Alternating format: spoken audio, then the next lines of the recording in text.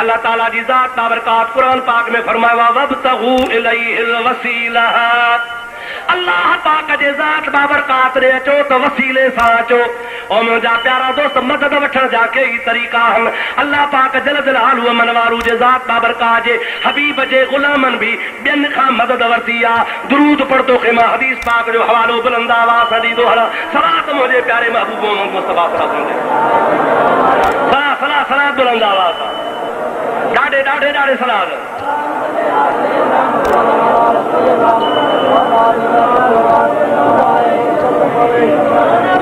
جاگو تھالا ننڈر تھا مدینہ شریف میں جو سبحان اللہ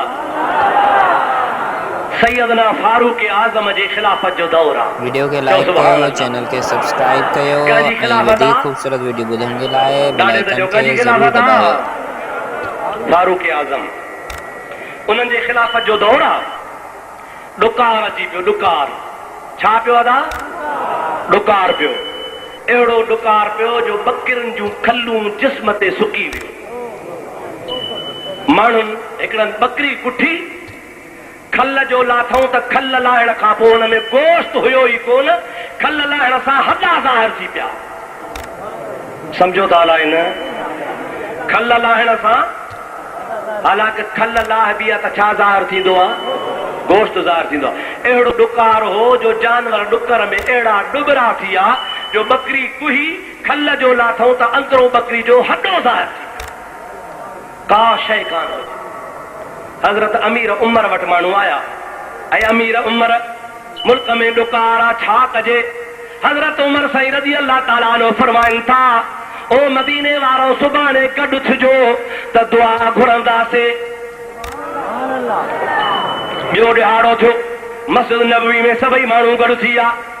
हज़रत उमर फारूक रज़ी अल्लाह ताला अन्हु हज़रत अब्बास जे बाहमा वरतो आहे. ओ मोहम्मद मुस्तफा जा चाचा हलिया काॾे हलां? जबल जे मथां था चढ़ी हलूं. उते अल्लाह खे अर्ज़ था कयूं या अल्लाह असां तुंहिंजे नबीअ जे चाचे अब्बास खे वठी आया आहियूं. असां तुंहिंजे रसूल जे चाचे जो वास्तो वठी तुंहिंजे दरबार में दहूं था कयूं पिया. असांजे मथां बरसात वसाए. जबल जे मथां चढ़ी सभिनी सहाबनि दुआ घुरी आहे. हज़रत उमर जा हज़रत अब्बास जे चोले में हथ हन. हज़रत अब्बास पियो चवे या इलाहुल आलमीन तुंहिंजे नबीअ जे चाचे जे अछी ॾाढ़ीअ ॾे निहार. तुंहिंजे नबीअ जो कुराड़ो ॾाढो वठी आया हल. ओ मुंहिंजा मौला नबीअ जे चाचे जे सदके मदीने वारनि ते मींहुं वसाए. अञा जबल तऊं लथा ई कोन्हनि त एॾो मींहुं वठो आहे. एॾो मींहुं वठो आहे जो मदीने जे घिटनि मां पाणी वहण शुरू थी वियो.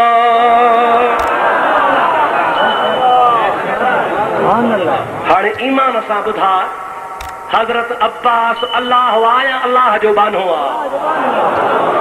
हज़रत अब्बास जो तवस्सुल तो वरतो वञे. केर थो वठे? सहाबी बि जहिड़ा तहिड़ा कोन. जलील क़दर हज़रत उमर जहिड़ो जवान. हे मुंहिंजे हथ में किताब आहे जो नालो आहे नशरुत्तीब.